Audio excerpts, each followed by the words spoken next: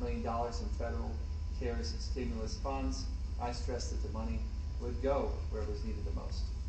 And that's why I brought advisors in with various different expertise and experiences to help us.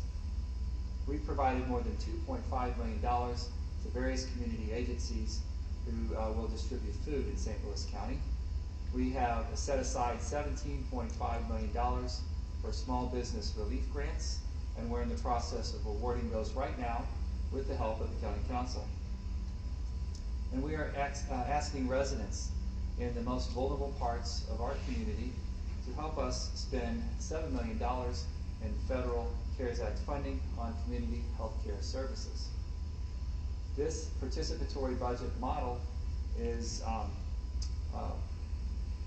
designed after our unique recast community health program in our federally designated Promise Zone.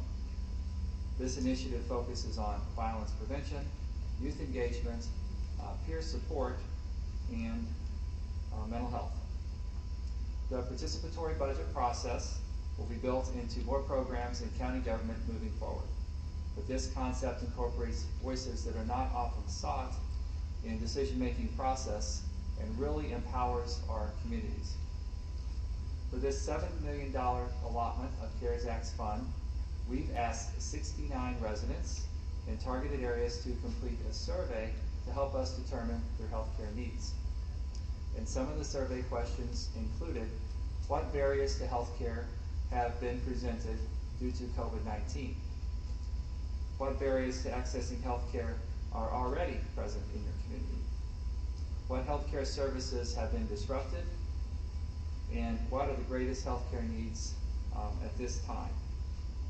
Beginning Saturday, any residents who live in these targeted areas can begin to vote.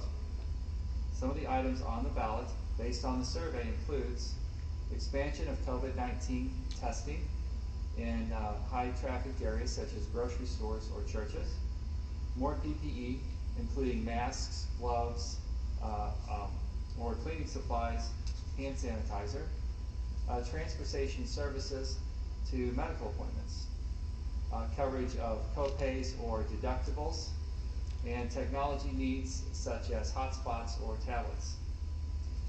Residents can begin voting tomorrow at stlcorona.com. We will have 30 more members of the community to help review and rank the proposals as they come in. We will have an RFP process, and contracts will then be issued to provide services in the targeted areas. The targeted areas include 18 zip codes that can be seen on the map next to me. All but one is in North County. The other is in the southeastern part of the county. Targeted areas were chosen based on census data, the rates of uninsured, unemployed, and areas that were hit particularly hard by COVID-19 in the county. We remain on track on Monday to increase capacity in our businesses to 50%, up from 25%. We'll also be starting some sports leagues in St. Louis County, including softball and baseball. St. Louis County has worked hard to get to this point, and we must continue to work together to make sure that we keep the spread of COVID-19 in our community in check. We are seeing some troubling numbers in other parts of the country. Yesterday in Texas, the governor hit the pause button in some of the reopening processes and moving on to the next phase in their state. We certainly will expect some more positive tests in communities across the country as they start to reopen and we start to see more activity.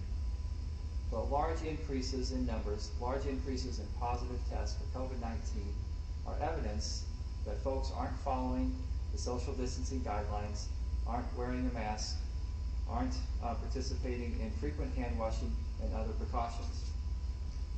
So please don't let these public health recommendations be background noise. Until we have a vaccine, we must be doing everything possible to prevent the spread of COVID in our community. In St. Louis County, our average positivity rate for the past week is down to 3.9%. That's a good place to be. And we'll continue to watch these numbers or watch the reports from the St. Louis Metropolitan Pandemic Task Force, information from our public health officials as we find our best path forward. Meanwhile, it's important to continue our social distancing guidelines, stay 6 feet apart, wear a mask, and continue frequent hand sanitation. Thank you, and I would be glad to answer any questions. Sandy, you talked about, you alluded to it there, these numbers increasing in parts of the country. I'm sure you saw the Missouri record cases 3 times in the last week, including yesterday. Fairly high number in St. Louis County yesterday, 88 cases as well. Does that speak to some concern on your part, or do you think it's more people being lax? I mean, I realize the 553 has something to do with some delayed testing results coming in, but what's your take on this? Should people be concerned? Well, we don't think that we have a spike in St. Louis County. We do expect to see a little bit of a bump in the numbers. We'll be watching the trends more than the one-day numbers, but a little bit of a bump when we have more people out and about. We're doing more testing. That's to be expected. This isn't anything that would be considered a spike in our region, and we're certainly wary of what's happening in Southwest Missouri. But we'll be watching these numbers very close. We're going to be doing more testing. It's most important that we understand where these positive tests are coming from. If it's a specific place of business, if it's a specific facility, we get the resources there. We organize our containment procedures. We do our contact tracing, and we button everything down. And we will continue to see